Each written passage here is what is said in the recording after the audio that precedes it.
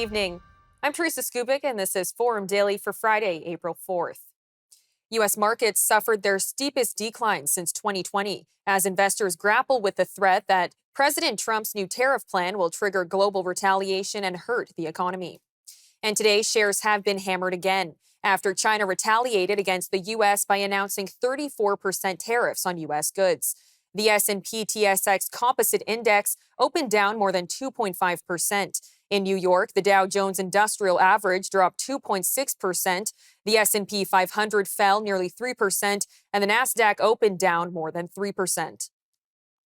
While speaking with reporters at Queen's Park on Thursday, Doug Ford was quick to add that the tariffs are still totally unacceptable, noting that the threat to the nation's auto sector especially is still very high. You know, we all agreed that we got the best of a bad deal, which in my opinion is still totally unacceptable. The only thing that's acceptable is zero tariffs. We're going to continue targeting zero tariffs. I do believe and I would support retaliation tariffs, very similar to what they have against us in the auto sector, but that is strictly up to the Prime Minister. Prime Minister, I understand, will be coming out at 11:30, but I can tell you he reassured us that he'll be there for the auto companies to support them. We'll be there as well. I put a call in to Mark Stewart, the Unifor representative, just a minute ago. I called him again last night just to reassure him that we're going to be there and support him. I believe, and this is really because of our relationship that we built, that we were going down there, we were communicating constantly, and you know, there was a big relief. We didn't see our name on the list, but that doesn't mean these tariffs are disappearing. So I'm a strong supporter of showing the U.S. that we negotiate through strength, not weakness, and it'll be up to the Prime Minister to tell the country how we're going to retaliate. Jagmeet Singh announced an NDP government would issue victory bonds, a tool that was used to raise revenues in Canada during both World Wars. Mr. Singh promised that all of the revenue raised by the program would be used directly in response to the U.S. trade war. The government would offer 5- and 10-year bonds that Canadians can buy through a payroll deduction. We are announcing New Democrats will bring in a victory bond, like we did in the World War. This is an opportunity for Canadians to invest in our country. In fact, during the World War, victory bonds raised more revenue than taxes because Canadians were so committed to doing their part. So right now, for Canadians who are wondering, how can I contribute? A victory bond would be a guaranteed investment where you would purchase a bond, a 5-year or 10-year, and if you hold it to maturity, you would get all the revenue tax-free. So it's a way to, we're going to need to raise money to be able to build the roads, the bridges, the infrastructure we need. Instead of relying solely on banks and paying debt and interest to those banks, let's pay interest to Canadians instead. Our contributor Wyatt Sharp joined us to unpack what he calls Jagmeet Singh's untraditional announcement. NDP leader Jagmeet Singh was in Ottawa on Thursday, where he made a fairly untraditional announcement in the wake of the threat coming from Donald Trump with respect to tariffs. Of course, recently we've seen the announcement of auto tariffs being put in place against Canada from the United States. You had, for example, Ontario Premier Doug Ford speaking with the likes of Prime Minister Mark Carney, and as an extension of that, Mark Carney speaking with Donald Trump, trying to kind of forego some of these auto tariffs that are potentially in place, trying to get Donald Trump to stand down. You saw even yesterday, Pierre Poilievre was in Oshawa, where it is, of course, a General Motors town. And, you saw Pierre Poilievre there definitely kind of pursuing that same rhetoric with respect to wanting Donald Trump to stand down in the face of these auto tariffs. Jagmeet Singh, of course, is in favor of a lot of these retaliatory tariffs that people are looking to put in place right now. Of course, the NDP leader, but he's taking it one step further. He's saying that perhaps it is time to reintroduce wartime victory bonds, saying that a government led by him would look to raise the money needed to ultimately strengthen the Canadian economy through the trade war with the United States by, these means that have not been seen since, the world wars that took place, that Canada, of course, participated in. The plan would see the federal government offer 5 and 10-year bonds that Canadians can buy through a payroll deduction. And, with this, the NDP themselves is promising that none of the money raised through this plan will go into general revenue or program spending, which is, of course, very important. The NDP has a lot of really, I think it's fair to say, ambitious ideas for what they're looking to do, whether it be pharmacare, dental care, a number of programs that they're looking to either create themselves or extend, what the previous Liberal government under Justin Trudeau did. And so a lot of people, when this policy kind of first came out, they were concerned that potentially, these victory bonds are a way to just get the public to buy into it as, kind of an alternate tax. But Jagmeet Singh is saying that is most definitely not the case. He said in a statement yesterday, quote, "Money from victory bonds will be dedicated entirely to getting Canadians to work, building public infrastructure like roads, rail, housing, waterworks, ports that we will own for generations." And so they're really kind of trying to make that statement that, these victory bonds would be put towards ensuring that the economy can continue to thrive and function to support Canadian workers. He emphasized, of course, that we are in a trade war right now. And just like other wars, we will use victory bonds. That's coming from the NDP leader, which I will just say I find really interesting that they're actually making the comparison between a trade war and a world war where, you had the military involved and a number of other kind of structures with respect to that. Certainly, it seems like a fairly unusual comparison. It doesn't seem to be resonating too well with people. During both world wars, Canada, though, themselves actually sold victory bonds to individuals, to companies, and to other organizations in order to raise money that they needed to fight the conflict. So potentially, Jagmeet Singh is trying to do the same thing here. He's definitely kind of pursuing some of the same messaging that you would have saw back then. The NDP was explaining the program yesterday, says that its victory bonds would be targeted towards certain individuals who they know would be able to pay into the program, as opposed to those, Canadian workers, for example, who the program is meant to address and support. In a press conference on Thursday, BC Premier David Eby said that he's glad to see a shift in how the president is talking about Canada, and he hopes that it means that there's some stability and ultimate grounds to sit down like adults. We have obviously had an eventful 24 hours as a country and certainly as a province, and I expect that uncertainty and continued announcements from the president will continue. I did want to say that I am glad to see a shift in how the president's talking about Canada, how he's talking about our prime minister, and I'm hopeful that this new constructive relationship that appears to be evolving between the prime minister and the president means some stability and ultimately grounds to sit down like adults and come to agreement on how our two countries can work together to increase prosperity for everyone. On the phone call this morning, I congratulated the Prime Minister. I do think he has succeeded in shifting the tone with the President. I hope it continues. And I encouraged him to be cautious and I'm sure he will be in rolling out the victory banner and the fact that we've not been hit with as draconian tariffs as some other jurisdictions. In that same press briefing, Mr. Eby criticized a recent op-ed by former Reform Party leader Preston Manning, in which he argued a vote for Mark Carney's Liberals is a vote for Western secession. To say that I was deeply disappointed in a moment of national unity when premiers, regardless of political stripe, are reaching out across the country to work together, that Canadians are joining hands. I've never seen the level of Canadian patriotism in British Columbia that I've seen right now, or even from Canadians. It's so inspiring. We're all singing the national anthem loud. We're buying Canadian products.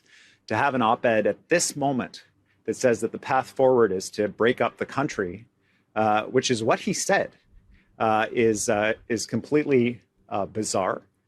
It reflects the perspective of an MLA in our own legislature who approvingly tweeted out a graphic showing Western Canada separation, that he advocated we should become a protectorate of the United States, the MLA for Shuswap Salmon Arm. I just can't fathom that mindset.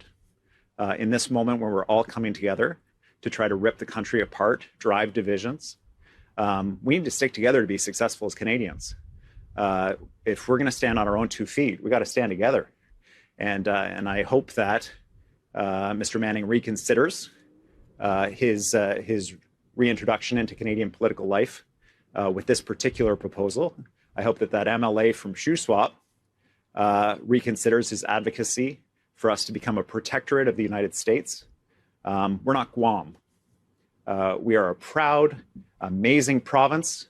We are a proud, amazing country, and we're going to stand on our own 2 feet, and we're going to grow our economy, and we will do it not despite the United States, but in fact, because it's something we should have done a long time ago.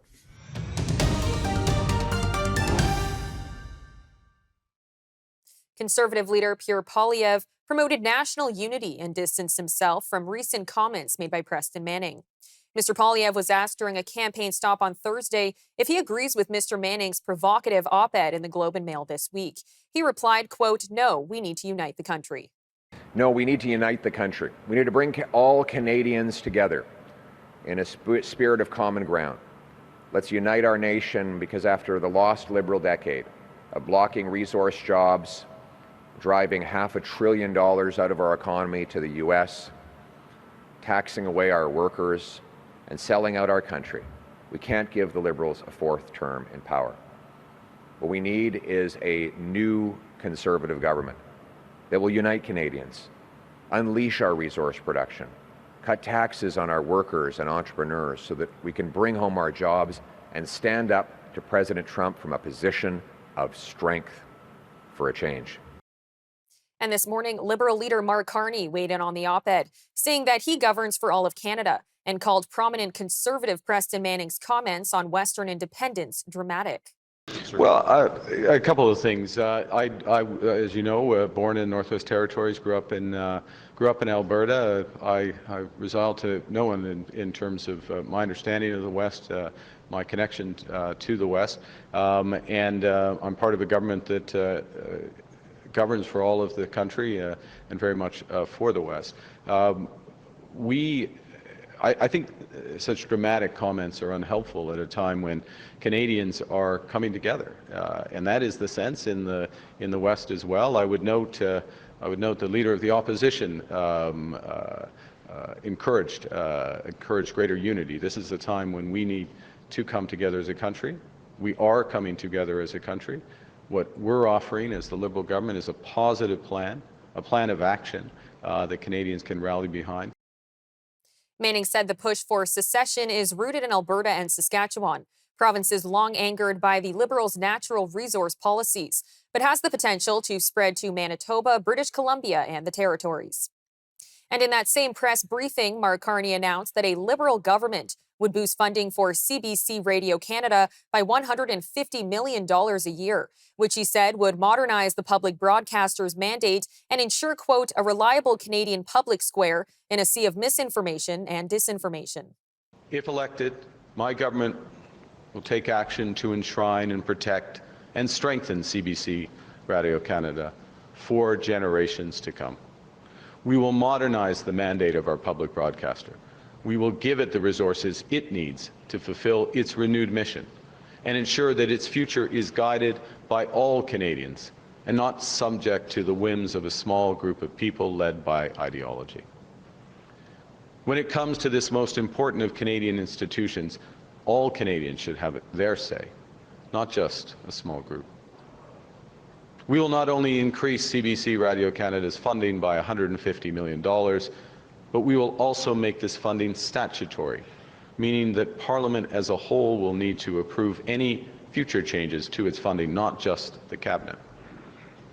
By strengthening our public broadcaster, we're protecting our identity and our culture and helping it to shine around the world. We're making Canada strong. And while home building has been a major theme of the campaign so far, there hasn't been much discussion about rent or about making housing more accessible for those who rent. A reporter pushed Mark Carney on this today, asking what the Liberals are doing to protect tenants and improve affordability for renters across the country. Mr. Carney's answer circled back to his recently announced housing plan, which aims to double Canada's rate of residential construction to 500,000 homes per year. Well, I want to underscore, I know that's part of what you don't want me to talk to, but we are not going to solve these issues in Montreal, across Quebec, across the country, the very real challenges that you're raising, unless we build a ton of more housing, to use a technical term, but literally to double the amount of housing. And part of what we're doing is going exactly to the challenge that you're facing, because in effect, government, including the federal government, got out of the business of building affordable homes. We got out of the business, and we have to get back in the business in several ways. Part of it is as a catalyzer of building affordable homes, but also providing clarity about the scale of building that's going to happen and the type of building that can happen, so we can build those homes much cheaper. So just to be specific, we're looking to double the amount of homes. We are putting in tens of billions of dollars to finance the building of that. We are changing the regulations and the specificities of those homes to catalyze prefabricated modular mass timber homes, better for the environment, but 20 to 25% cheaper in terms of delivery of home. And all of that will help shift the balance. Not overnight, I understand, not overnight, but in a way that's going to make a true difference. Premier Francois Legault says that while Quebec may have been spared this week from tariffs, the province needs to keep its guard up and diversify its economy away from the United States. At an afternoon news conference on Thursday, held after a meeting between all of Canada's premiers and Prime Minister Mark Carney, Mr. Legault highlighted the need for Quebec to find other markets. 9, 41, 340, and 450. In Quebec, we have 9 million people, so it's a small market to amortize your fixed costs. In Canada, you have 41 million, so it's key and it's a priority to make sure that all barriers are removed and that we can have one market in Canada.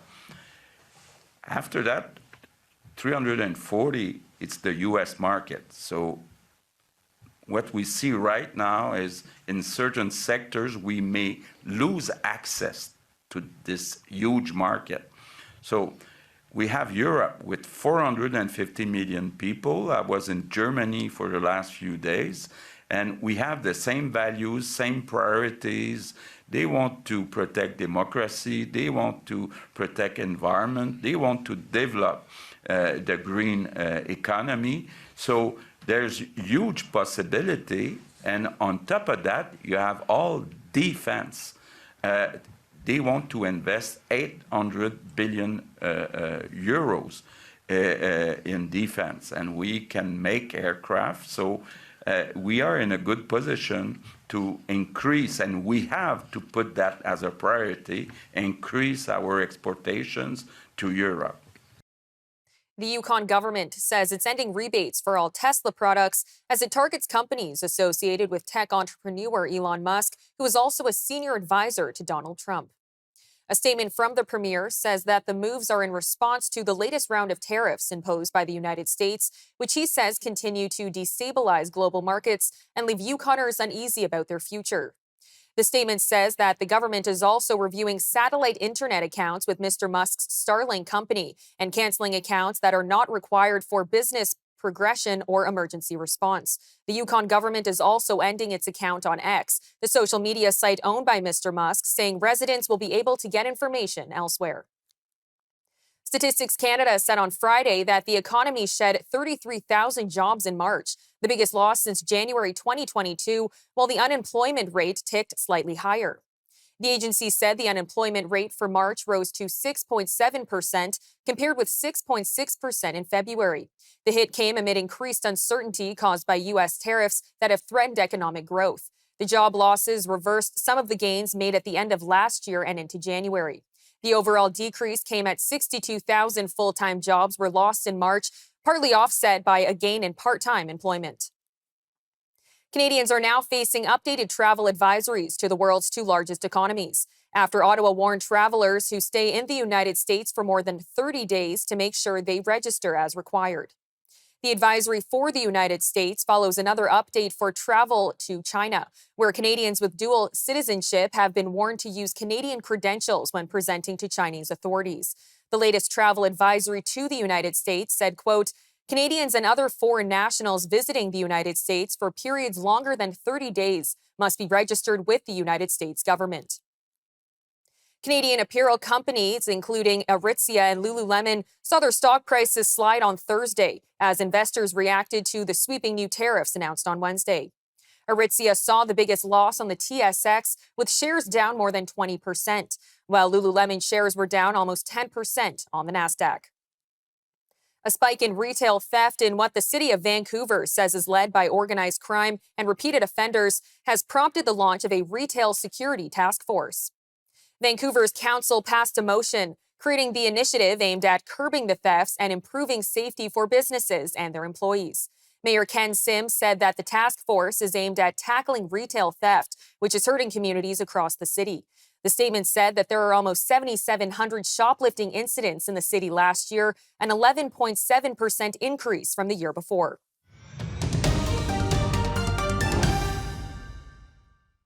Now it's time for our weekly energy update with Dan McTeague, president of Canadians for Affordable Energy. Take it away, Dan. Well, hello, Teresa. It's another interesting week on the energy front, and this time it's not about affordable energy. It's actually about energy that's becoming less and less expensive. But of course, it isn't for all the reasons we want. One, the temporary reprieve on carbon taxes by the Carney government until the election is really meant as an election trick or a ploy.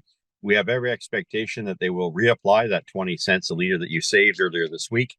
And not only that, they'll continue increasing that 20 cents, which is $80 a ton, up to about $170 a ton, which will be about 45 cents. They'll call it an industrial carbon tax, which will come at the perfect time, which a lot of industry is starting to reel. We see numbers, of course, on unemployment and investments have dropped. Our Canadian dollar continues to be very weak. But this week, we're also seeing the effect of those who prognosticate for the long term that the price decreases that we've seen this week may actually be accelerated by the fact that there is concern about a global recession, sparked in part by the tariffs, but also, as I mentioned earlier, Canada's rather abysmal jobs record and deep-seated economic problems that have been going on for several years. And that was evidenced by StatsCan and the labor report showing 33,000 net lost jobs in Canada, pushing up our unemployment rate. But I digress. What it means, though, for the next week is that we could see a net decrease between now and, say, Sunday of about 13 cents a liter right across the country. That, of course, means that in places like Toronto, we'll go back to prices we haven't seen since the middle part of April 2021, so 4 years ago. And what I'm seeing right across Canada is a 10-cent net decrease Saturday, a 3 to 5 cent decrease on Sunday, and nothing happened until Wednesday. But it's clear the markets are very nervous. So what does that mean? Well, Vancouver, which saw prices move back up to the 188 range, 187 could be back down to $1.73. Victoria, just a little behind that at $1.71, $1.72. What that also means, Alberta, 138 down to 132. That would be Edmonton and Calgary. Same thing for Regina, Saskatoon, and Saskatchewan. Prices moving down to about $1.30. Winnipeg down to $1.27, $1.28, while Ontario sees a decrease of about 13 cents a liter, bringing us a lot closer to high prices of only $1.25, maybe $1.28 at the most. And for Quebec, always 10 to 12 cents a liter, plus the the carbon tax that they continue to have in that province exceptionally.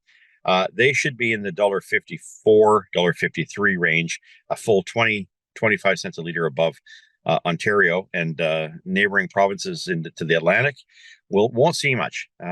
That's only because unless they use their what's referred to as their interrupter clauses, meaning that the government will suddenly intervene when there's a price difference of 5 or 6 cents a liter, they may very well be stuck with paying a higher price until Friday of next week. In the unlikelihood that they do change that, that would mean a decrease of about 10 cents a liter, which they certainly deserve. It does speak to the point I've made for many years. I mean, having regulated prices in Canada is an absolute absurdity. It does not protect consumers. It actually hurts consumers. And you're going to see that in the Maritimes. When Toronto, Vancouver, Montreal Edmonton, Calgary, Regina, and Winnipeg wake up to much lower prices for consumers tomorrow. In the Maritimes, they're going to have to continue to pay for it. So if you think it's like a little security blanket that looks after you, think again. Gas price prediction has been around for 30 years. I know, I predicted it, and I pioneered it. And so for that reason, many others can do that. It's an open, transparent market. And to have a couple of bureaucrats trying to synthesize what a real market looks like is a disservice to consumers in general. And I would say even further, as someone who spent 18 years in politics, it's a crying shame and a disgrace that politicians stand behind a group of bureaucrats trying to pretend that they can make up pricing when in fact the market does a pretty damn good job at that. Of course, I'll get off my rant and talk about the Canadian dollar, which some were exuberantly thinking would pick up steam. It's actually starting to lose steam again, back to 142, 143 pennies to buy a US dollar. That really means for most Canadians an additional 25 to 26 cents a liter to the price of gasoline. So all of these things are starting to combine to make a bad situation much worse in Canada. And while I think we all welcome the idea of lower prices for fuel, the context is no jobs means you don't have the money to buy fuel to begin with. And it does suggest that we may be heading in for significant economic straits. Not that we could avoid what is in the mind of the Donald Trumps of this world, but most importantly, Donald Trump is a symptom of a bigger problem of economic malaise that this country has voted for and cheerfully supported over the past 10 years and may very well make the same mistake on April the 28th. If that's the case, Teresa, I think we're looking at 4 years of absolute economic decline and misery for a lot of Canadians. I think people have to really smarten up because energy teaches us very much. A country that's blessed with energy, we shouldn't be paying high prices to begin with, and we should be able to get our natural gas, our oil, our gasoline, our diesel, and other products to the global markets, not just the United States. Nevertheless, that's for politicians of this generation, and I hope Canadians really do smarten up because this isn't about socks, sobbing, or selfies. It's about your bottom line, your ability to make ends meet, jobs for yourself, your future, your pensions, your social programs, that of your children, and now, of course, of your grandchildren. Anyways, that's it for this week. I just wanted to sort of bring people up to speed. Gas prices are falling throughout the week, and I expect by the time we get back to this time next week, we could see yet another 5 to 7 cents drop on top of the 13 that we're going to see between now and Sunday. So if you need fuel, hold off, buy only a little bit, and the longer we wait, the more likely the price will continue to drop until April 15th, when we see the switch over from winter to summer gasoline. The Conservative Party is facing calls to drop yet another candidate. First Nations leaders in BC say that the post by Aaron Gunn, who's running in the riding of North Island Powell River, show denial of residential school impacts. Mr. Gunn's posts on X between 2019 and 2021 deny that Indigenous people faced a genocide in Canada and said, quote, residential schools were asked for by Indigenous bands. Union of British Columbia Indian Chiefs Grand Chief Stuart Phillip called the post, quote, absolutely reprehensible and completely devoid of any sense of compassion for Indigenous peoples who suffered enormously through the residential school experience. And with the federal election less than a month away, the Conservative Party has dropped a fourth candidate in just 2 days, this time over alleged social media activity. During a press conference on Thursday, when Pierre Poilievre was asked about the Conservatives' vetting process, he pivoted the conversation to the controversy around Liberal candidate Paul Chang and Mark Carney's business dealings. Our vetting process is stronger than all the other parties. That's why we have a zero tolerance for anyone who acts unacceptably. This is the exact opposite of what we saw from Mr. Carney, who tried to keep on as a candidate someone who had asked for his Conservative opponent to be handed over to the Chinese Communist government on a bounty to be imprisoned or maybe murdered because he was a dissident against that government. Mr. Carney said that it was a teachable moment. He's right. It taught all of us that Mark Carney will never put Canada first. He sold out. He went to China to get a $250 million loan from the Chinese government while he was Justin Trudeau's economic advisor. He met with top officials in the central bank. He met with the mayor of Beijing. He built his own profit off of compromising himself and his company. He still has those compromises because he has money, untold millions, invested in Brookfield that owes all of this money still to the government in Beijing. So how are we going to know when he's acting for Canada rather than acting for his bottom line? And that's why I reiterate my call. Your question was about vetting. Well, Canadians should be able to vet Mark Carney's conflicts of interest by having him publish all of his financial interests so that Canadians know what interests he has that go against Canada's national interests. The Saskatchewan Health Authorities say there are now 6 confirmed measles cases in the province. A medical health officer says that the most recent case was found in southwest Saskatchewan and involves an unvaccinated adult who traveled from Mexico and the United States. He said that the other cases have been reported in the province's southeast, southwest, and northwest. The medical health officer says anyone without the measles vaccine should get vaccinated, as it's the only way to prevent the highly contagious viral disease. He says people can check their vaccination status online through My Sask Health Record or by phoning 811. Measles symptoms can show up 21 days after exposure and include red eyes, runny nose, coughing, and rashes. Lost Together hitmakers Blue Rodeo are being honored with their own commemorative stamp. Canada Post unveiled the stamp on Thursday at a Toronto music venue, revealing a design that revolves around a collage of black and white studio portraits of the band's current lineup. Founded in Toronto in 1984, Blue Rodeo released a string of hits in the 1980s and 90s, including Try, Trust Yourself, and Till I Am Myself Again.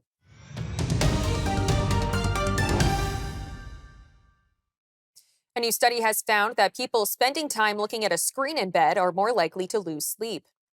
Experts say putting your phone down before bed, doing some relaxing, and establishing a routine may improve your sleep. We were joined by Dr. Abhishek Raut, medical director at Appletree Medical Group, to unpack this study. Screen time can have quite a bit of a negative impact with the combination of both physiological but also psychological factors.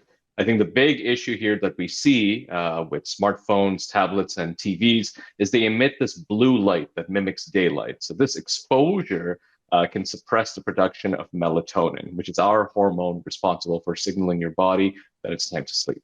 So without that natural surge of melatonin, your inner circadian rhythm is really becoming disrupted, and it takes you longer to fall asleep, and your overall sleep duration and quality can also be reduced. We've seen that in several studies as well. There's a Norwegian study that shows that every extra hour of screen time before bed increased the risk of insomnia by about 59%. On a psychological time as well, we see that screens right before bed will keep your brain very activated and in a state of heightened arousal. So engaging with stimulating content, whether it's scrolling or answering emails, really prevents your mind from just winding down naturally. And so it's this combination of both the physiological and the psychological that tends to cause a lot of disruption in sleep. Now, the study also said there was no significant difference between social media and other screen activities. Why is that? And would that mean that there's no difference between using your phone and scrolling through Instagram before bed compared to watching a TV show before bed? That's right. And I think that surprises a lot of people as well, because what we do find in the studies is the specific type of screen activity isn't as important as the screen itself. So if you're interacting with social media on Instagram or just passively watching TV or even working, all of that is going to expose yourself to a stimulus that delays your body's wind down process. So regardless of what you're looking at on your screen, if you're exposed to that blue light, it is going to interfere with your body's production of melatonin. And of course, if we are using social media, we're using it for something engaging. So that again is going to disrupt our circadian rhythm and delay sleep in general. Now, you did just touch on this, but experts are saying that you should put your phone away before bed or any other digital devices with more than enough time to be able to give yourself a good quality sleep. How much time is that? And does that window change for males and females or depending on how old you are? Right. So everyone's going to hate me for this, but many of the experts now are saying that it's really ideal to put away your digital devices completely for at least 30 minutes to an hour before you plan to go to sleep. So this window will really offer your brain the time it needs to transition from a very alert state and a stimulating state to something where you can wind down and be ready for a sleep-ready state. So when you end your screen time before bed, it allows your body to naturally start producing melatonin, naturally regulate your sleep cycle as well. And we've seen this in countless studies as well, that really if you have that 1 hour of no screen time and you focus on activities that are not stimulating, you are going to absolutely have better sleep. Now, it's also been recommended that when you wake up, you don't use your phone right away. Why is that, and how long of a window should you give yourself from waking up to checking your notifications on your phone?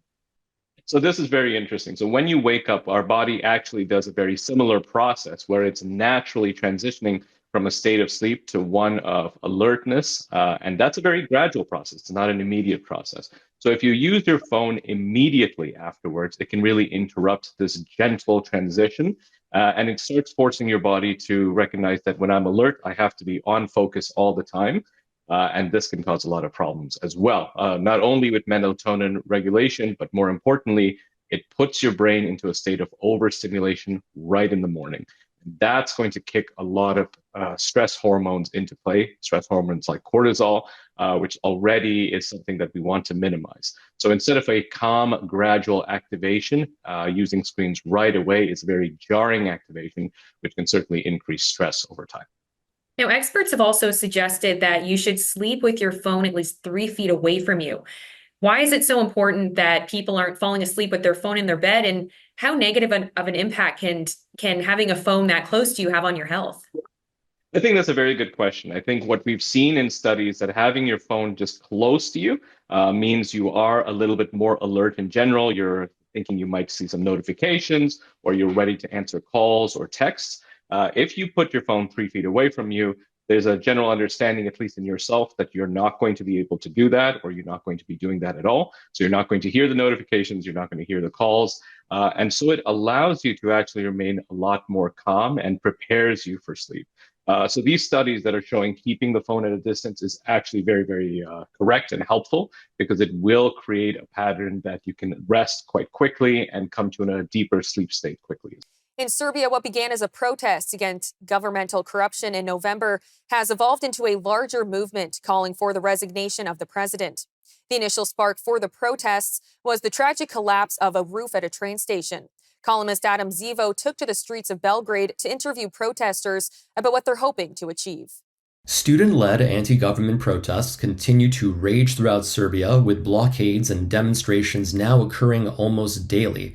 The protesters are demanding an end to the endemic corruption that has asphyxiated Serbia for decades, as well as the establishment of an interim government of nonpartisan technocrats who can administer free and fair elections in the near future. The protests began in November after a concrete canopy collapsed in the main train station of Novi Sad, Serbia's second largest city, killing 16 people. Concerns about opaque procurement processes and possible embezzlement sparked small protests at the time, but the government's obstinate inaction, as well as its violent repression of student protesters, exacerbated civil unrest, leading to non-stop demonstrations. Earlier this month, over 300,000 protesters, representing almost 5% of the country's entire population, marched in the streets of Belgrade. Yesterday, I joined another, smaller protest which shut down Branko's Bridge, one of Belgrade's main traffic bottlenecks, and asked local youth to share their thoughts. Here's what they had to say. So, what's your name? Mia. My name is Luka Bekic. I'm from Belgrade, Serbia. Are you a student? Yeah. Okay, which faculty? Electrotechnical engineering. I'm with the Faculty of Media and Communications. What do you feel about the protest today? Today, I feel it's needed, like every other one that was being held previously. Nothing has really changed still. No people have been held accountable. The government doesn't seem to care. The president doesn't seem to care.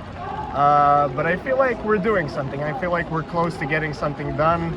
The president and the government feel like they're on the edge of their seats at this point, so we'll see how it goes. I've been there from the start, so I really do support, and I really hope that this will be the best thing we can do, but also I'm scared because the others who are not on our side are kind of a little bit angry, and I'm scared that they will make some problems with the protest, but for now it's all okay.